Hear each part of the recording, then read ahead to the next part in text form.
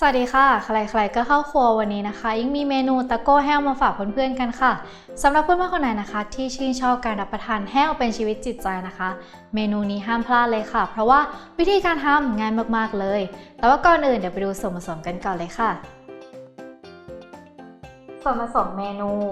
ตะโก้แห้วสุกหั่นเต๋าน้ำเปล่าแป้งถั่วเขียวน้ำตาลทรายกะทิแป้งข้าวเจ้าเกลือและสุดท้ายกลิ่นมะลิค่ะส่วนผสมครบแล้วไปลงมือทำกันเลยค่ะเดี๋ยวเราจะมาเริ่มทำในส่วนแรกนะคะของเมนูตะโก้แห้วกันก่อนเลยค่ะสำหรับที่จะทำนะคะก็คือจะเป็นในส่วนของตัวตะโก้นะคะที่เป็นแบบใสๆนะที่ยังไม่ใช่หน้ากะทินะคะเราก็จะใส่แป้งถั่วเขียวค่ะ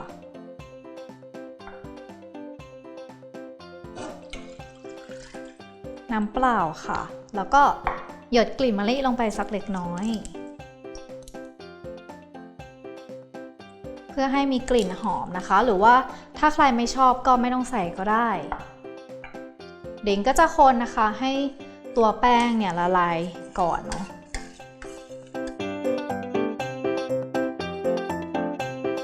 สำหรับขั้นตอนนี้นะคะก็ยังไม่เปิดไฟนะคะ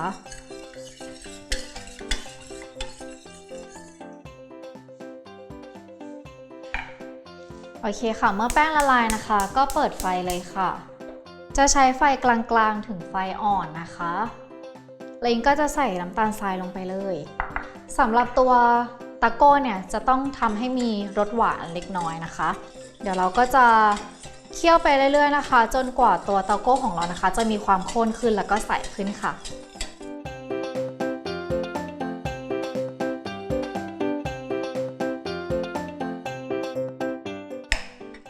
เมื่อเรา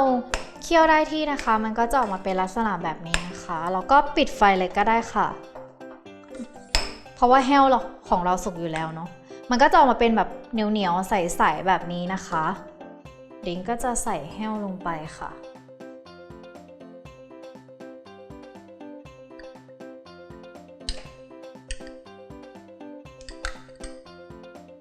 หลังจากนั้นนะคะก็จะคนให้เข้ากันเลยค่ะเมื่อเราคนเข้ากันเรียบร้อยนะคะเดี๋ยวจะตักนะคะใส่พิมพ์เลย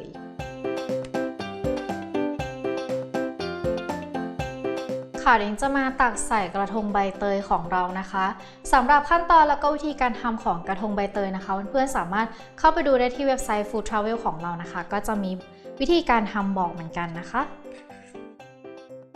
เราก็จะตักใส่นะคะแล้วก็เกลี่ยนะคะให้เต็มเลยแต่ว่าไม่ต้องตักแบบเต็มนะคะเพราะว่าเดี๋ยวเราจะต้องทำหน้ากะทินะคะเพื่อที่จะมาราดอีกชั้นหนึ่งสำหรับตัวใบเตยนะคะเพื่อนๆก็เวลาไปซื้อที่ตลาดก็ดูดีๆด้วยนะคะเพราะว่าใบเตยมันจะมี2ชนิดก็คือใบเตยหอมกับใบเตยที่เราใช้เอาไว้ไหว้พระเนี่ยลักษณะหน้าตามันจะคล้ายๆกันมากเลยก่อนซื้อก็ดมดูนิดนึงนะคะถ้าใบเตยหอมนะกลิ่นก็จะหอมแต่ว่าถ้าใบเตยที่เขาใช้ไหว้พระนะกลิ่นมันก็จะออกเหม็นเขียวนิดนึงเดี๋ยวก็จะตักนะคะตัวขนมตะโก้นะคะใส่ตัวกระทงใบเตยของเราให้เสร็จเรียบร้อยค่ะหลังจากนั้นเดี๋ยวเราจะไปทำหน้ากะทิกันเลยค่ะ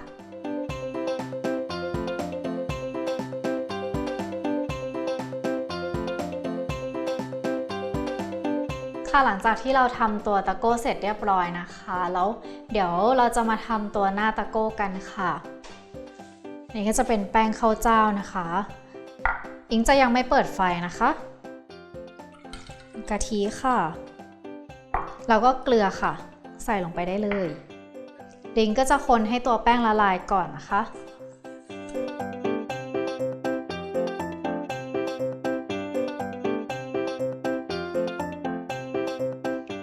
ตอนนี้นะคะตัวแป้งของเรานะคะก็ละลายดีเรียบร้อยนะคะเดี๋ยวก็จะเปิดไฟเลยค่ะจะใช้ไฟกลางๆถึงไฟอ่อนนะคะ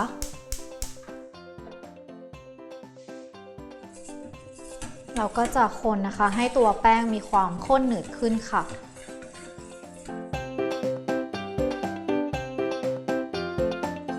ค่ะสำหรับตัวตะโก้เมื่อกี้นะคะอิงต้องรีบตักใส่พิมพ์นะคะคือทำเสร็จปุ๊บเราก็ต้องใส่พิมพ์เลยนะเพราะว่าถ้าเรารอไว้ใส่พิมพ์ทีหลังเนี่ยตัวตะโก้ของเรามันจะเซตตัวก่อนนะคะแล้วมันจะแข็งค่ะ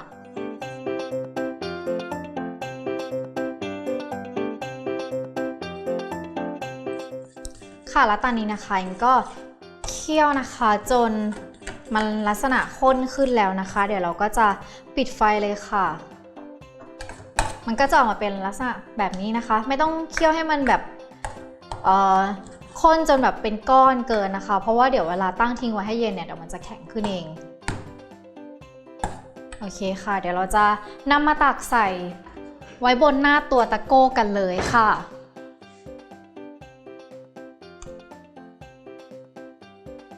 ตัวหน้าตะโก้ก็เช่นกันนะคะถ้าสมมุติว่าเราทำเสร็จปุ๊บเนี่ยเราก็ควรที่จะตักใส่พิมพ์เลยนะเพราะว่าถ้าเราปล่อยทิ้งไว้เนี่ยหน้ามันก็จะแข็ง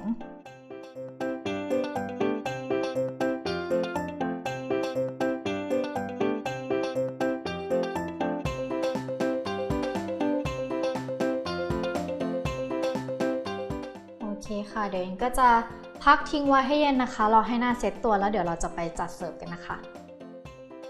และนี่นะคะก็คือหน้าตาของเมนูตะโก้แห้วของเราค่ะก็เป็นอีกหนึ่งเมนูขนมไทยนะคะที่สามารถทำได้ง่ายๆเลยค่ะหากเพื่อนๆสนใจที่อยากจะทำเมนูนี้ค่ะสามารถเข้าไปติดตามชมได้ที่เว็บไซต์ foodtravel.tv วันนี้ต้องขอตัวลาไปก่อนแล้วค่ะสวัสดีค่ะ